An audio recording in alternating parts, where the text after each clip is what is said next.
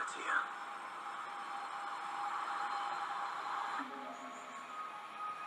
My ego waffles. I ain't trying to be aggressive, but people look at me like I'm an old man. I came back from resurrecting. They look at me like I came back from the dead, like it's Resident Evil. But they don't even understand that I'm actually more human than you ever can. This is why I'm what you call the ex-human. I'm just different. I'm artistically different. What's up, my Arch Vincent Chaos, King of the Night, Vincent Valentine EX Turk, and I have to do this through my phone because for some reason my computer's on the fritz right now, so I'm actually recording on the voice chat thing. So we got a nice Kotaku article, you know. Plus I wanted to test out some new Vincent Valentine footage I'm making for a video for future Vincent Valentine related, videos. So I get to do that too. So we're gonna be reading this article from Kotaku. It's that time Square Enix made a shooter sequel to Final Fantasy VII. And you already know what that shooter sequel is. It's Dirge of Cerberus. Final Fantasy VII is one of the most influential role-play games of all time, and it's true. 9 years after the release of 1997, Square Enix has released a sequel that isn't really talked about in the third-person shooter Dirge of Cerberus Final Fantasy VII. You know, by the end of the 90s, Sony had firmly established themselves as a producer of cinematic epic game experience like Metal Gear Solid, Legacy of Kain, Soul Reaver, and Xenogears. Boosted the details, narratives with cutscenes and production value, circumstances with growing gaming budgets. Chief among these games were Final Fantasy VII. The critical reception was strong and sales impressively. In the 3 weeks, it's 500,000 copies were sold. Leaping off the popularity, Square Enix announced the compilation of Final Fantasy VII in 2002. It was a massive multimedia project, began with a CGI film called Advent Children, and later on add a proper video game sequel for Final Fantasy VII in the form of 2006 Dirge of Cerberus. Instead of another role-play game, Dirge of Cerberus was an action-packed based on third-person shooter based on Vincent Valentine, an optional party member of Final Fantasy VII and following events of the Advent Children. A group of magical enhanced soldiers called Deep Ground launch an attack against the world, and Vincent is the only one who could stop them. It was severe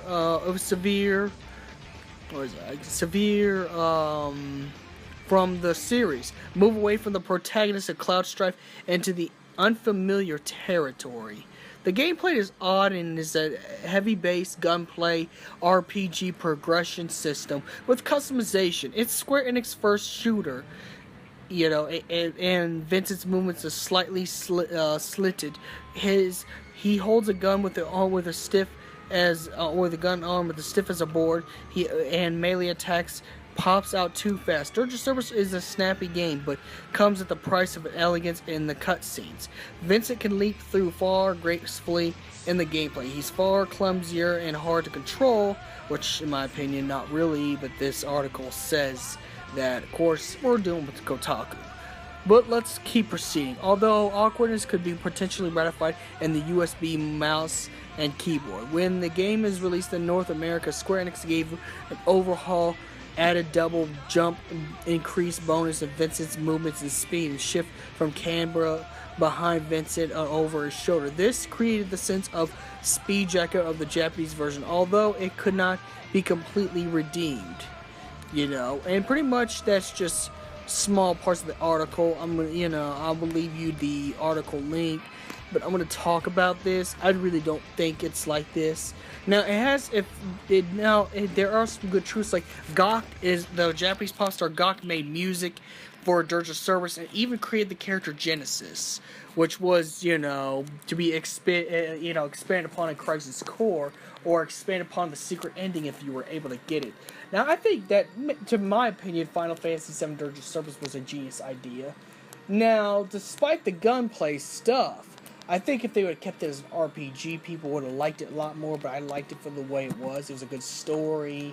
I liked the, wish I could have played the online, and I like playing the extra missions. They're super hard, but I like to play the extra missions, so I really don't think it's laggy or buggy. In fact, it's really good. You do have to know how to play the game, you know. If you don't know how to play Metal Gear or Kane's Legacy, then you're going to have a hard time playing Dirge of Cerberus because it does not go about the RPG basis. Now, you do get RPG level progression, considering you can customize your weapons. You can put your EXP points into either leveling up or money in the game, which was different and made it a little bit good. It made it good, you know, and it pulled off being a better shooter Final Fantasy game than Episode Prompto was, because it focused mostly on the story of Vincent Valentine. You know, even if you didn't like the shooter progression thing, I think it was kind of progressive. Final Fantasy games are known to try everything. They known to try every little thing. The City is a fighting game. You know, they have an MMO, which is in Final Fantasy 14. You know, and the Nintendo Wii and Nintendo exclusive current Final Fantasy games play like anime or Tales games. So they have different styles to their games, you know, without even trying to copy other games. And well, until Tabata decides to, you know, until Hajime Tabata decides to put the Assassin's Creed fail derpy DLC, but we're not going to talk about that. I think Dirge of Cerberus was executed perfectly. You know, and it might not be everyone's gameplay, and it wasn't for anyone who's a long-time Final Fantasy fans, but I think it's a smart business decision, because then you get people into Final Fantasy that weren't into Final Fantasy. Like, you can get the shooting, you know, for FPS fan base into Final Fantasy by the way of Dirge of Cerberus. You know, my cousin Game Over Continue hated FPSs, but Dirge of Cerberus was, you know, a game he enjoyed, and that's because he introduced me to that game after playing Final Fantasy VII. You know, being tied to Final Fantasy VII, I checked it out and fell in love with the game, even based my YouTuber username to, you know, such. But I think Kotaku is actually wrong. I'm quite triggered about that. I think the PS2 controllers work perfectly fine. You just really gotta know how to play the game. Now, it's not going to be highly CGI like Final Fantasy 13 because it's a 2006 PlayStation 2 game, but you do get Final Fantasy 13 style cutscenes, you know, but they had to work the gameplay, you know, very well and stuff like that. I think it was a genius, and it expanded upon what happened in Final Fantasy 7 a little bit more. So, you know, and the story was good. Now, I agree, not everybody's going to want to play first-person shooters when it comes to Final Fantasies, but I think it was something good. I think it was kind of a risk-taker because, you know, not everyone's used to playing a different style game when that game's known for one style of gameplay, you know. I mean, look at games like Street Fighter Cross Tekken, you know. It's still got the lowest scores, and now it's like a $3 game to get now. Just like how Dirge of Cerberus is a $7 game, and I'm talking about the black copy for Dirge of Cerberus. Though it's really a shame because it's a really good game, it has potential. In fact, I know the potential for how many hours I put in Dirge of Cerberus. You know, I beat all the extra stuff, yeah, except for the extra missions because they're super hard. I've got memory capsules, I did all the extra stuff. It's mostly like, it's a side game. It's not supposed to be a main game. And for people to treat Dirge of Cerberus as a main game instead of a spin-off is quite stupid. So I don't think people should treat it as such. I think it should be treated just as a side game, and another product Final Fantasy uses to, you know, increase the continuity and story of their game and game base. But that's just me right there, in my opinion. I think Dirge of Cerberus was genius on the fact it was just another fun game you could play that added on to the continuity. You know, I think what people forget is that spin-off games don't necessarily have to be like the main game.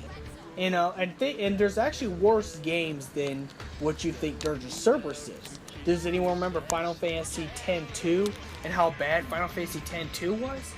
Exactly, but the point is, I don't think a sequel or a spin-off game necessarily has to follow the same stereotype as a Final Fantasy game, to be quite honest, to be fun.